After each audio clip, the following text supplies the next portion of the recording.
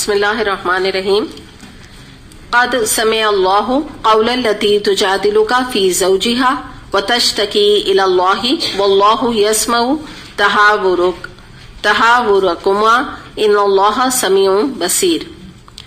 آیت نمبر 2 ہے الذین یظاہرون منکم من نسائہم ما ہن امہاتہم ان امہاتہم الا اللائی ولدنہم وانہم لیقولون منکرا من القول وزورا وان اللہ لعفو غفور. اللہ نے سن لی اس عورت کی بات جو اپنے شوہر کے معاملے میں تم سے تکرار کر رہی ہے اور اللہ سے فریاد کیے جاتی ہے. اللہ تم دونوں کی گفتگو سن رہا ہے، وہ سب کچھ سننے اور دیکھنے والا ہے. تم میں سے جو لوگ اپنی بیویوں سے زہار کرتے ہیں ان کی بیویاں ان کی مائیں نہیں ہیں، ان کی مائیں تو وہی ہیں جنہوں نے ان کو جنا ہے. یہ لوگ ایک سخت ناپسندیدہ اور جھوٹی بات کہتے ہیں اور حقیقت یہ ہے کہ اللہ بڑا معاف کرنے والا اور درگزر فرمانے والا ہے.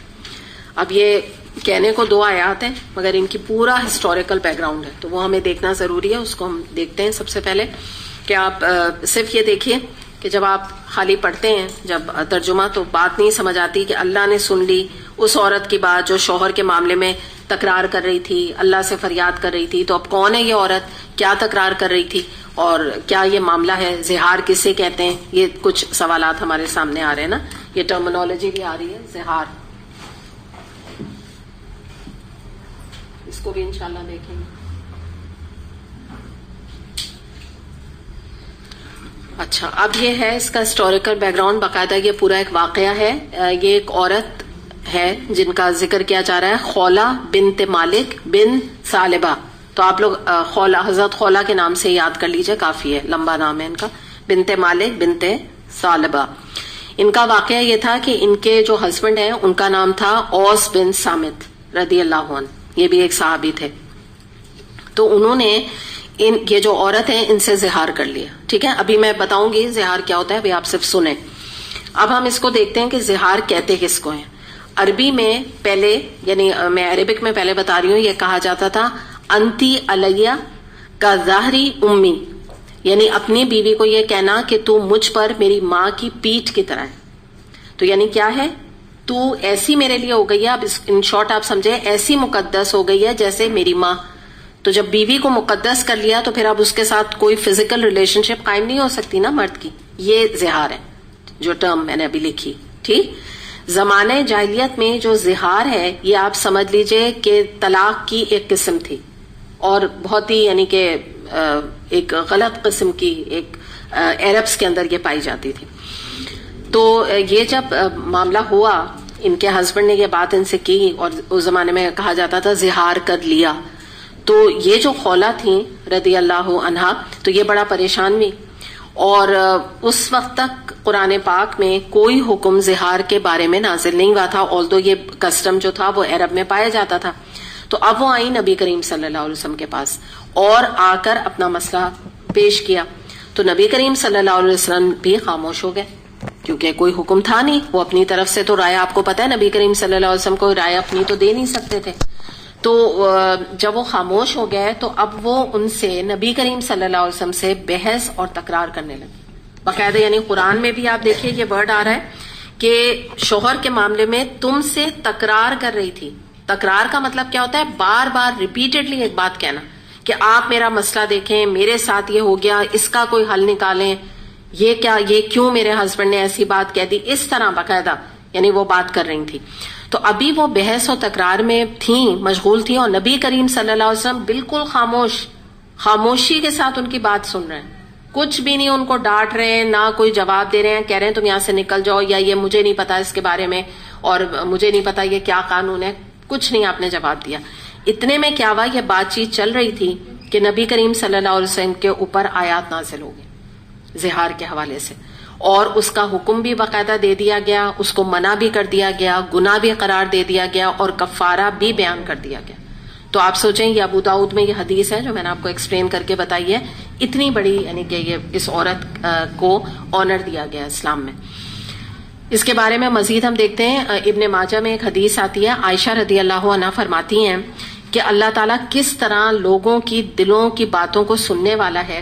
یعنی ان کا کہنا تھا کہ میرا ایمان اتنا زیادہ اس بات کے بعد بڑھا کیونکہ وہ فرماتی ہیں کہ یہ عورت گھر کے ایک کونے میں نبی کریم صلی اللہ علیہ وسلم سے مجادلہ کر رہی تھی. مجادلے کا مطلب آپ کو پتا ہے کیا؟ جھگڑا ہوتا ہے بیسکلی, یہی بحث و تکرار, اور اپنے خاوند کی شکایت کر رہی تھی. مجھے اس کی آواز سمجھ میں نہیں آئی اور نہ میں نے اس کی بات سنی, کیونکہ سارے نبی کریم صلی اللہ علیہ وسلم پریویسی رکھتے تھے نا. بہت ساری عورتیں مرد آتے تھے آپ سے اپنے مسئلے بتانے, تو یہ تو نہیں کہ ہر جگہ پہ وہ عائشہ رضی اللہ عنہا موجود رہیں. تو وہ کہتی ہیں کہ میں نے نہیں سنا کہ وہ کیا بات کر رہی ہے, لیکن اللہ نے آسمانوں پر اس کی بات سن لی, اسی وقت سن لی, اسی وقت اس کا مسئلہ حل کر دیا. تو یہاں پہ ہم یہی دیکھتے ہیں کہ سب سے پہلی بات جو ہمیں پتہ چلتی ہے وہ آنر پتہ چلتا ہے جو اس عورت کو اللہ نے دیا. بہت بڑی یہاں بات ہمیں پتہ لگتی ہے کہ آپ یہ دیکھیں جو عورتیں بات کرتی ہیں اسلام کے اوپر اور قرآن کے اوپر, حدیث کے اوپر, کہ عورتوں کو رائٹس نہیں دیا جاتے, عورتوں کو کوئی امپورٹنس نہیں دی جاتی. آپ مجھے بتائیے اس سے زیادہ امپورٹنس ایک عورت کو کیا مل سکتی ہے؟ اور ان کا تو نام قرآن میں آ گیا. وہ کیا تھیں؟ مطلب کوئی نبیہ تھیں, کوئی صدیقہ تھیں, کوئی بہت بڑی, کوئی انہوں نے کسی کو جنم دیا تھا, کوئی بہت بڑے جس کو کہتے ہیں نا کہ خلفائے راشدین میں سے کسی کو, یا انبیاء میں سے. تو ایک عام عورت تھی, انہوں نے اپنا مسئلہ جو ہے وہ بیان کیا اور اللہ تعالیٰ نے اتنی امپورٹنس دی کہ نہ صرف اس مسئلے کو حل کیا دیر اینڈ دین, بلکہ قرآن میں باقاعدہ اس کا ذکر بھی کر دیا, ان کے ذریعے سے اس غلط رسم کو بھی ختم کر دیا. تو مجادلہ کا بھی ہم لفظی معنی بھی دیکھ لیتے ہیں کہ کسی مسئلے کے لیے بحث کرنا, جیسے کسی کو کوئی مسئلہ پیش آ جائے اور پھر وہ بحث کرے. مطلب یہ نا جھگڑا فار دا سیک آف جھگڑا نہیں ہے, quarrel for the sake of quarrel نہیں ہے. ایک تو ہوتا ہے نا کہ کوئی جھگڑالو انسان ہے, ایک مسئلے کے لیے جب انسان کوئی بحث کرتا ہے اس کو کہتے ہیں مجادلہ.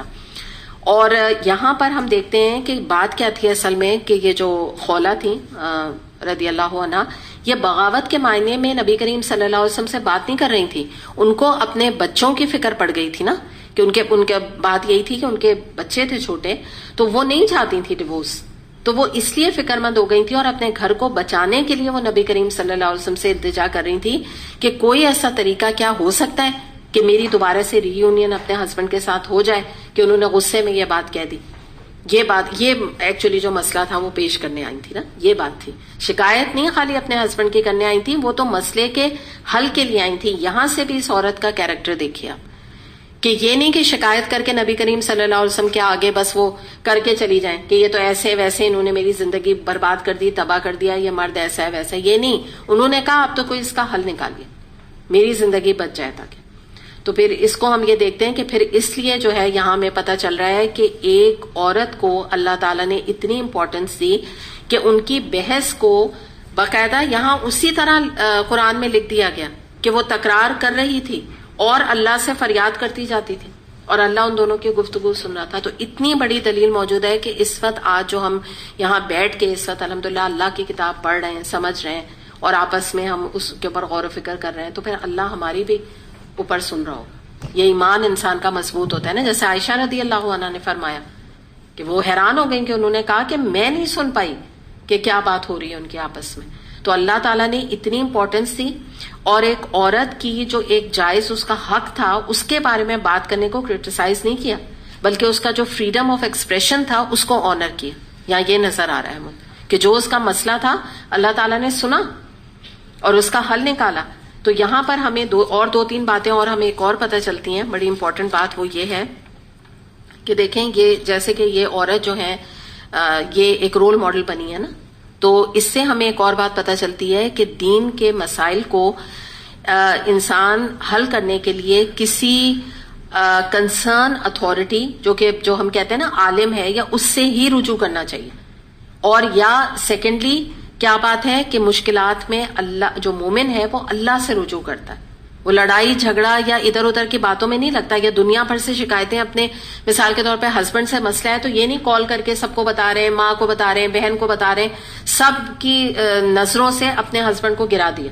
اور اس کے بعد وہ جیسے بچے لڑ جھگڑ کے ایک ہو جاتے ہیں, پتہ چلا چوتھے دن کہیں پر ہوٹل میں بیٹھ کے انہیں کے ساتھ کھانا کھا رہے.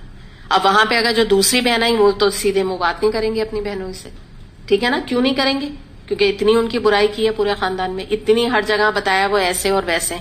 تو یہی والی چیز ہے کہ جو مومن جو ہوتا ہے یا جو عقل مند عورتیں جیسے بات آ رہی ہے کہ انہوں نے کنسرن اتھارٹی تک بات پہنچائی نبی کریم صلی اللہ علیہ وسلم کے پاس یہ اتھارٹی تھی، وہ نکل نہیں گئی محلے میں سب جگہ بتانے کے لیے کہ میرے شوہر نے مجھ پہ کیا ظلم کیا.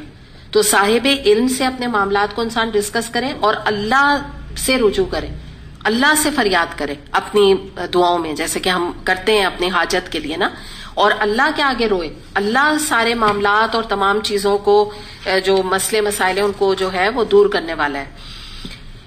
اس کے بارے میں آتا ہے کہ یہ جب آیات نازل ہوئی تو یہ جو تھیں خولہ رضی اللہ عنہ، تو ان کی صحابہ کرام میں اور اس وقت کے جو مسلمان تھے ان کے درمیان اتنی عزت بڑھ گئی تھی کہ ایک روایت آتی ہے بہقی میں اور ابن حاتم میں کہ ایک مرتبہ عمر رضی اللہ عنہ کچھ اصحاب کے ساتھ، صحابی حضرات کے ساتھ کہیں جا رہے تھے، تو راستے میں ایک عورت ملی اور اس نے آپ کو روک لیا.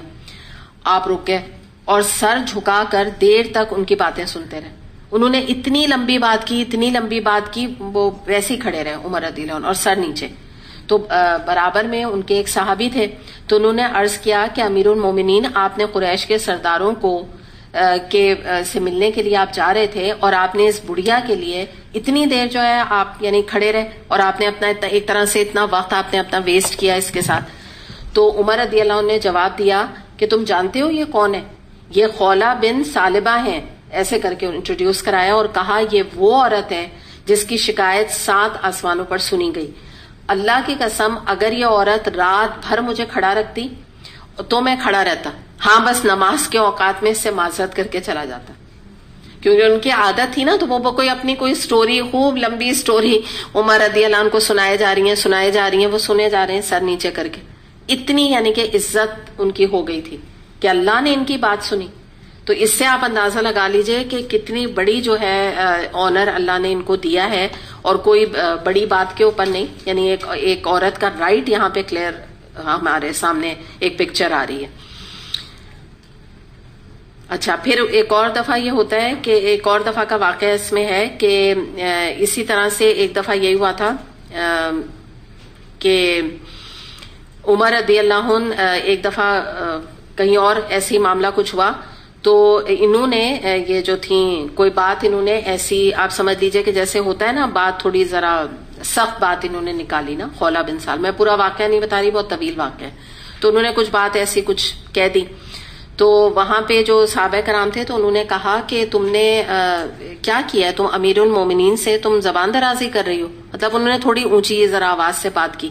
تو عمر رضی اللہ عنہ نے اس کا جواب دیا کہ انہیں کہنے دو، تم جانتے ہو یہ کون ہے؟ ان کی بات تو 7 آسمان پر سنی گئی ہے، تو عمر کو تو بدرجہ اولا ان کی بات سننی چاہیے. بخاری نے اس روایت کیا. انہوں نے کہا نہیں، یہ صحیح کہہ رہی ہیں جو بھی کہہ رہی ہیں. تو وہ یعنی اس حد تک ان کو جو ہے نا ہم دیکھتے ہیں کہ یہ آنر یہاں پہ دیا گیا. تو اب ہم یہ دیکھتے ہیں مزید اس کے بارے میں کہ اس کے بعد پھر کیا ہوا کہ جو بات یہاں پہ بتائی گئی وہ یہ اللہ تعالیٰ نے اس کا رد کیا، اور اللہ تعالیٰ نے فرمایا کہ بیوی کو ماں سے کمپیئر کرنا یہ تو تشبیہ دینا بہت ہی بیہودہ جس کو کہتے ہیں، اور بہت ہی شرمناک بات ہے، اور جس کا تصور بھی کوئی شریف مرد نہ کرے آئندہ. یہ زہار اتنی بری چیز ہے کہ ایسا جملہ ادا کرنا، اور بیوی کو حرام قرار دینا جو کہ اللہ نے اس کو جائز ریلیشن شپ رکھی. تو اس کے بعد پھر ہم دیکھتے ہیں کہ اللہ تعالیٰ نے اس آیت کے ساتھ ہی یہ قانون زہار کہلاتا تھا، اس کو منسوخ کر دیا، اور ان کی جو خولہ رضی اللہ عنہ کی زندگی جو ہے وہ بچا لی گئی. اور آگے اب ہم دیکھیں گے کہ اللہ تعالیٰ نے بلکہ رادر اس کا کفارہ بھی فکس کر دیا کہ اگر کوئی سچویشن میں آئے تو وہ نکلے کیسے. تو اس کو آگے دیکھتے ہیں آیت نمبر 3 اور 4. وَالَّذِينَ يُظَاهِرُونَ مِن نِّسَائِهِمْ ثُمَّ يَعُودُونَ لِمَا قَالُوا فَتَحْرِيرُ رَقَبَةٍ مِّن قَبْلِ أَن يَتَمَاسَّا ذَلِكُمْ تُوعَظُونَ بِهِ وَاللَّهُ بِمَا تَعْمَلُونَ خَبِيرٌ فَمَن لَّمْ يَجِدْ فَصِيَامُ شَهْرَيْنِ مُتَتَابِعَيْنِ مِن قَبْلِ أَن يَتَمَاسَّا فَمَن لَّمْ يَسْتَطِعْ فَإِطْعَامُ 60 مِسْكِينًا ذَلِكَ لِتُؤْمِنُوا بِاللَّهِ وَرَسُولِهِ وَتِلْكَ حُدُودُ اللَّهِ وَلِلْكَافِرِينَ عَذَابٌ أَلِيمٌ. جو لوگ اپنی بیویوں سے زہار کریں پھر اپنی اس بات سے رجوع کریں جو انہوں نے کہی تھی، یعنی بیوی سے اب وہ ری یونین چاہ رہے ہیں، تو قبل اس کے کہ دونوں ایک دوسرے کو ہاتھ لگائیں ایک غلام آزاد کرنا ہوگا، اس سے تم کو نصیحت کی جاتی ہے، جو کچھ تم کرتے ہو اللہ اس سے باخبر ہے، اور جو کوئی غلام نہ پائے وہ 2 مہینے کے پے در پے یعنی کنسسٹنسی کے ساتھ ایک ہی وداؤٹ اینی گیپ روزے رکھے قبل اس کے کہ دونوں ایک دوسرے کو ہاتھ لگائیں، اور جو اس پر قادر نہ ہو وہ 60 مسکینوں کو کھانا کھلائے۔ یہ حکم اس لیے دیا جا رہا ہے کہ تم اللہ اور اس کے رسول پر ایمان لاؤ، اور یہ اللہ کے مقرر کردہ حدیں ہیں اور کافروں کے لیے دردناک سزا ہے۔ تو اب یہاں پر ہم دیکھتے ہیں کہ اگر کوئی ایسا کر بیٹھے، اور یہ آپ کو پتا ہے کہ سچی بات ہے کہ میں تو جب یہ پڑھی تھی آیا تو مجھے یہ لگا تھا کہ بھئی یہ پہلے کا کسٹم ہے، جیسے میں آپ لوگوں کو بتا رہی ہوں نا کہ زہار یہ عرب کسٹم ہے اور یہ ایسا ہوا تھا تو پھر یہ ہوا، ٹھیک ہے، مجھے بالکل یہ لگتا تھا ماضی کی بات ہے، ٹل ایک صاحبہ نے مجھ سے یہ مسئلہ پوچھا اور آپ کو پتا ہے لٹرلی انہوں نے یہی اسی طرح کی بات بتائی، ٹھیک ہے وہ جملہ کچھ اور تھا لیکن شوہر نے اسی طرح کہا کہ میں نے تم میرے لیے جو ہے وہ اس طرح حرام ہو گئے۔ تو پھر اگر آج بھی یہ سچویشن دوبارہ آتی ہے تو یہی کفارہ اس کے اوپر اپلیکیبل ہو، اور واقعی میرے لیے مطلب it was an eye opener for me, کیونکہ میں نہیں سمجھ رہی، میں تو آپ کو بھی یہی بتا رہی ہوں، ٹھیک ہے نا، لیکن یہ آج بھی ایسا ہوتا ہے، اور عرب وغیرہ میں بھی جن لوگوں کو پہلے سے کیونکہ ان کے تو کسٹم کا حصہ ہے تو ان کو بھی اگر پتا ہے تو وہ اللہ تعالیٰ نے اس کا بھی کمپنسیشن یہاں دے دی ہے ایکچولی۔ تو ہم یہاں دیکھتے ہیں کہ ہم بستری یعنی جو فزیکل ریلیشن شپ شوہر اور بیوی کو قائم کرنے سے پہلے کفارہ دینا ہوگا، ان میں پہلا تو ایک غلام آزاد کرنا ہے، وہ تو اب اپلیکیبل نہیں ہے، پرانی بات ہے۔ اب اس کو ہم دیکھ لیتے ہیں کہ اگر اس کی طاقت نہیں ہو تو 1 2 3 کر کے یہ چیزیں آ رہی ہیں نا، تو اس میں پے در پے بلا ناغہ، پے در پے کا مطلب ہے بلا ناغہ وداؤٹ اینی گیپ 2 مہینے کے روزے رکھنے۔ اس کے بارے میں علماء کہتے ہیں کہ اگر درمیان میں بغیر شرعی عذر کے روزہ چھوڑ دیا، نئے سرے سے پہلا روزہ رکھنا پڑے، سختی ہے اس میں بہت، ٹھیک ہے۔ اچھا شرعی عذر کیا ہوتا ہے؟ مثال کے طور پہ مثال کے طور پہ جو ہے بیمار ہو گئے یا کوئی سفر کی کیفیت آ گئی، اور سفر آج کی میں بات نہیں کر رہی ہوں، آج کا سفر آپ پرانا سفر اپنے امیجنیشن میں لے آئیے، اونٹوں والا، صحرا والا، ٹھیک ہے، تپش والا، تو اس صورت میں تو ٹھیک ہے، یعنی کوئی عذر ہو گیا، بیماری ہو گیا، پہلی بات یہ تو نے کیسے رکھے گا آدمی۔ ادروائز جو ہے اگر ایک روزے میں بھی گیپ دے دیا تو دوبارہ سے اس کو کنٹینیو کرنا ہوگا، اور شرعی عذر میں ظاہر عورت کا پیریڈز اور نفاس بھی آ جاتے ہیں۔ اچھا کیا چیز؟ نہیں یہ تو جو ہے نا مرد جو ہے یہ کام کرتا تھا نا، تو مرد رکھے گا، میں نے ہاں عورت کا یہاں پر نہیں آئے گا، عورت کا اپلیکیبل نہیں ہوگا، جو میں نے آپ کو مینشن کیا نا شرعی عذر میں بیماری آئے گی، عورت کے لیے نہیں ہے یہ حکم، کیونکہ زہار جو ہے وہ مرد کرتا ہے، ٹھیک ہے، تو عورت کا اس سے کوئی تعلق نہیں ہے، عورت نہیں رکھے گی کیونکہ اس کی غلطی تھوڑی ہے، تو اس سے یہ نکلنے کے لیے یہ ہے، کیونکہ دیکھیں نا اب میں آپ کو تیسری بات بتا رہی ہوں، اب اگر یہ نہیں کیا مرد نے، ٹھیک ہے، ہم کلیئر کر لیتے ہیں نا، ایکچولی وہ عورت کے اس میں کنفیوژن ہو رہا ہے، وہ میرے بھی اس سے سلپ ہو گیا، تو وہ آپ لوگ کاٹ دیجئے اگر آپ نے لکھا ہے، عورت کا اس سے کوئی تعارف نہیں ہے نا پیریڈز اور نفاس کا، لیکن ہاں یہ آپ اس کے لیے لکھ لیجئے کہ اور جیسے اور جو چیزیں قسم کا کفارہ یا کوئی چیز ہوتی ہے تو اس میں ظاہر ہے وہ دن آ جائیں گے بیچ میں تو وہ چھوڑ دے گی، لیکن یاد رکھیے گا اور کوئی کفارہ اتنا سخت نہیں ہے، کسی کا ایسا نہیں ہے کہ اگر ایک روزہ چھوٹ گیا تو اب دوبارہ سے رکھو۔ اچھا تیسرا آپشن کیا ہے؟ وہ یہ ہے کہ اگر یہ نہیں کر سکتا، کوئی روزے نہیں رکھ سکتا، تو تھرڈ آپشن اس میں ہمارے سامنے یہ آتا ہے کہ اس کو 60 مسکینوں کو 2 وقت کا کھانا کھلانا، تو یہ رادر ظاہر ہے ایزی آپشن ہے کہ جو کہ اس کے اوپر قادر ہے، اگر دوسرے پر نہیں تو تیسرا آپشن لے لے، تو یہ جو ہے یہ 3 آپشن یہاں پر آ گئے۔ اور اس میں آپ یہ دیکھیے کہ ایک اور بات ہمیں یہ پتہ چلتی ہے کہ کھانے کے لیے بھی علماء کا کہنا یہ ہے کہ اس کی جو ہے ایک ہی دفعہ میں یہ کھانا کھلانا ضروری نہیں ہے، بلکہ متعدد ایک ساتھ میں اور مختلف یعنی وقتوں میں یہ کھانا کھلایا جا سکتا ہے، یہ بھی ہے، یہ ایک کمپنسیشن ہے، علماء یعنی فتویٰ موجود ہے اس کے حوالے سے۔ تو ہم یہ دیکھتے ہیں کہ دیکھیں ہمارے دین میں جو کفارہ ہوتا ہے نا، اور ایک چیز ہمارے دنیا میں پائی جاتی ہے جس کو ہم جرمانہ پینلٹی کہتے ہیں، ان دونوں میں بڑا فرق ہے۔ پینلٹی جب انسان دیکھتا ہے نا اس کے اندر ریزنٹمنٹ پیدا ہوتا ہے، جب جرمانہ دیتا ہے بڑا اسے غصہ آتا ہے نا کہ میرا پیسہ نکل گیا۔ اچھا جب کفارہ انسان ادا کرتا ہے تو کیا ہوتا ہے؟ وہ اپنی اصلاح کرتا ہے، اس کو اپنی غلطی کا احساس ہوتا ہے، اور وہ کہتا ہے اللہ کا شکر ہے، اللہ نے ایک میرے لیے وے آؤٹ رکھ دیا ہے کہ میں اپنے گناہ کا اس سے توبہ کر لوں، اپنا تزکیہ کر لوں، اپنی اصلاح کر لوں، اور اس سے اس کا ایمان گرو کرتا ہے نا یہ فرق۔ اور پینلٹی تو پینلٹی ہوتی ہے، وہ تو بس آ کے جو بھی لگائے گا، جو بھی گورنمنٹ لگائے گی، جو بھی روڈ پہ کوئی لگائے گا، اگر آپ نے توڑا کوئی قانون تو اس کو تو بس آپ پیسے بھریں، تو انسان کے اندر غصے کی کیفیت آتی ہے. اس میں تو اللہ نے آپ دیکھیں نا کہ وہ مسئلہ بھی ختم کر دیا. دوسرا جب جس نے کفارہ دے دیا تو الحمدللہ وہ پاک ہو گیا. اب جو یہ مرد کی یہاں پر بات ہے، اس نے جب کفارہ دے دیا جو بھی آپشن لے کے، تو اب کوئی مسئلہ نہیں، دونوں کی ریلیشن شپ بھی دوبارہ قائم ہو سکتی ہے. آگے دیکھتے ہیں آیت نمبر 5. ان الذین یحادون اللہ ورسولہ کبتوا کما کبت الذین من قبلہم وقد انزلنا آیات بینات وللکافرین عذاب مہین.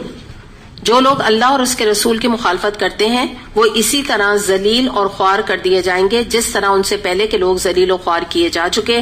ہم نے صاف صاف آیات نازل کر دیں اور کافروں کے لیے ذلت کا عذاب ہے.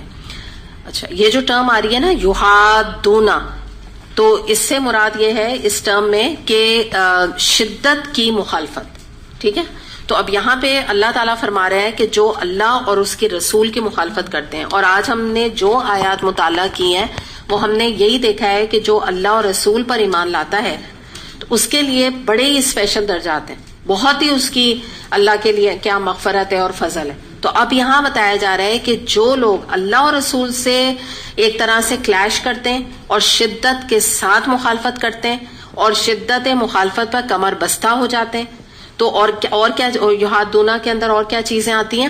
جیسے یہ چیز پہلے کفار میں بھی پائی جاتی تھی اور آج ہم مسلمانوں میں بھی پائی جاتی ہے. کھلم کھلا اللہ کے احکامات کو چیلنج کرنا، قرآن کو چیلنج کرنا، حدیث کو کویسچن کرنا، منکرین حدیث جو کام کرتے ہیں. پھر یہ کہ اسلام سے ہٹ کے ایک نیا نظام تجویز کرنا جس کو سیکولر اسٹیٹ کہتے ہیں. اچھی خاصی اسلامک کنٹریز ہوتی ہیں، ان کو سیکولر اسٹیٹ بنانے کے لیے کمر بستہ ہو جاتے ہیں. پھر اس کے بعد اللہ کے قوانین کو نامناسب قرار دینا کہ یہ جو فلاں سسٹم سود کا سسٹم ہے، یہ تو اس کے بغیر اکانومی نہیں چلتی، آئی ڈونٹ تھنک سو کہ یہ ورک کرے گا، اس طرح کی باتیں زبان سے نکالنا. پھر شریعت کی باؤنڈریز میں چینجز کر دینا، حلال کو حرام، حرام کو حلال قرار دے دینا. مثال کے طور پہ اگر اسلامک کنٹری ہے، وہاں پہ شراب اگر کسی ریسٹورینٹ میں انہوں نے الاؤ کر دی ہے تو یہ کیا کیا ہے؟ آپ یہ دیکھیں کراچی میں کتنے ریسٹورینٹس میں آپ کو پتہ ہی ہوگا کہ شراب سرو کی جاتی ہے. تو یہ کیا چیز ہے؟ یہ بھی یحاد اللہ ہے، اللہ کے قانون کی مخالفت کرنا ہے. ایک چیز اللہ تعالیٰ فرما رہے ہیں کبیرہ گناہ ہے، اور یہاں پہ ریسٹورینٹ میں دی جا رہی ہے یا دکانیں کھلی ہوئی ہیں. آپ کو تو پتہ ہی ہوگا ڈیفینس میں تو دکانیں ہیں، ڈیلیوری سسٹم ہے کھانوں کی طرح شرابوں کی، تو یہ بھی وہی چیز کے اندر آ جاتی ہے. پھر یہ ہے کہ شریعت کے خلاف، وہی میں نے بتایا نا، نئے نئے قانون نکالنا. آپ کو حیرانی ہوگی کہ ایک جو ہندو ہیں، آئی تھنک ان کا نام رمیش کمار ہے یا کیا ہے نا، رمیش کمار، تو ان کے بارے میں یہ آ رہا ہے کہ وہ اتنا زیادہ شراب کے خلاف ہیں، اور انہوں نے یہ کہا ہے کہ پلیز آپ اقلیتوں کا نام لے کے، یعنی وہ ہندو ہیں، ہمارا نام لے کے پلیز اس کو ہمارے ریلیجن کو بدنام نہ کریں. ہمارے اپنے ریلیجن میں شراب منع ہے اور آپ ہمارا نام لے کے شراب کو جائز دے رہے ہیں. تو انہوں نے جب یہ ابھی بل پیش کیا ہے، ابھی میں ریسنٹلی آپ کو بتا رہی ہوں، میں نے پڑھا تھا پیپر میں، تو یہ جو سب کے سامنے پیش کیا، آپ کو پتا ہے میجورٹی جو مسلمز، کیونکہ وہ تو اکیلے ہیں، میجورٹی جو مسلمز ہیں نا، انہوں نے اس کے اگینسٹ بات کی کہ کوئی ضرورت نہیں لا بنانے کی، اس کو بین کرنے کی اقلیتوں کے لیے. مطلب آپ کون ہوتے ہیں؟ آپ کہہ رہے ہیں نا، یہ تو آپ کا پوائنٹ آف ویو ہے. اتنے سارے کرسچنز، اتنے سارے ہندو تو جیسے وہ مر جائیں گے شراب کے بغیر، اور وہ خود کہہ رہے ہیں کہ میں اور کا نہیں جانتا، میں ہندوؤں کا ذمہ لے رہا ہوں. ہم چاہ رہے ہیں کہ ہندو بھی نہ پیئیں کیونکہ یہ ہمارے ریلیجن میں نہیں سنی کسی نے ان کی بات. تو یہ آپ سوچ لیجئے، یہ ہمارے جو ہے حال ہے ملک کا، اور وہ نہیں بنا، قانون نہیں بن پا رہا ہے. اقلیتوں کے آڑ میں فائدہ کون اٹھا رہا ہے؟ مسلمان اٹھا رہے ہیں. یہاں پہ ڈیفینس وغیرہ میں مجھے اس دن کسی نے بتایا، کوئی فلاں جگہ ایک دکان تھی تو بیکری، تو میں وہاں پہ باہر تھی تو کسی نے مجھے بتایا کہ آپ کو معلوم ہے اس کے پیچھے پتہ نہیں کیا جا کے، اور مطلب وہ بڑے طریقے سے بنائی ہوئی نا، اس کے پیچھے باقاعدہ وائن شاپ ہے. تو میں تو شاکڈ ہو گئی. میں نے کہا اچھا، مجھے تو نہیں پتا. انہوں نے کہا وہ جیسے گرلز نہیں ہوتی جیلوں کی طرح، اس میں سے وہ باقاعدہ یہ کاروبار چل رہا ہے. اور وہ تھوڑی پوچھتے ہیں کہ آر یو ہندو، یا اگر کسی نے کہہ بھی دیا، جو شراب پی رہا ہے اس کے بارے میں تو حدیث آتی ہے نا کہ وہ تو ایسی موت مرے گا جیسا کہ جو بتوں کی پوجا کرنے والا پجاری. ایسی موت پہ وہ مرے گا. تو وہ جھوٹ بھی بول سکتا ہے, تو کوئی ویریفیکیشن نہیں, کوئی آئی ڈی کارڈ نہیں, کوئی کچھ نہیں پوچھتا, کوئی ایون یہ بھی کہنے کی ضرورت نہیں میں ہندو ہوں, وہاں پہ اویلیبل ہے. تو وہی یہی والی چیزیں اس میں یوہاد یہ جو آ رہے ہیں نا یوہاد دونا والے قانون میں آتی ہیں.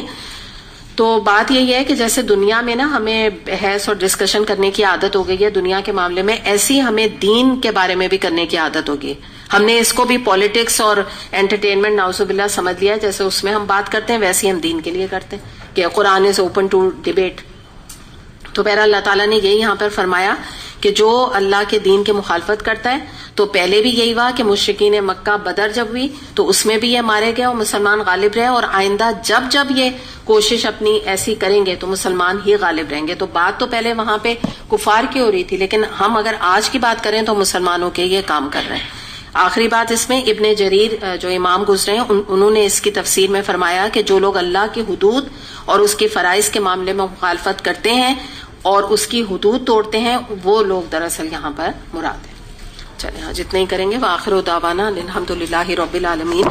سبحانک اللہم و بحمدک اشہد ان لا الہ الا انت استغفرک و اتوب الیک. السلام علیکم و رحمۃ اللہ.